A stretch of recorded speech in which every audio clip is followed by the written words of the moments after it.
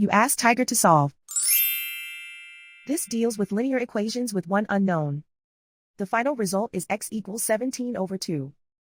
Let's solve it step by step. Simplify the expression. Expand the parentheses.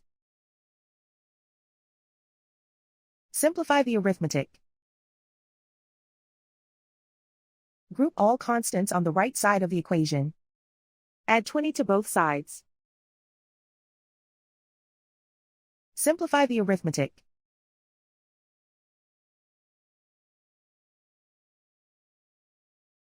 Isolate the x. Divide both sides by 4. Simplify the fraction. Find the greatest common factor of the numerator and denominator. Factor out and cancel the greatest common factor.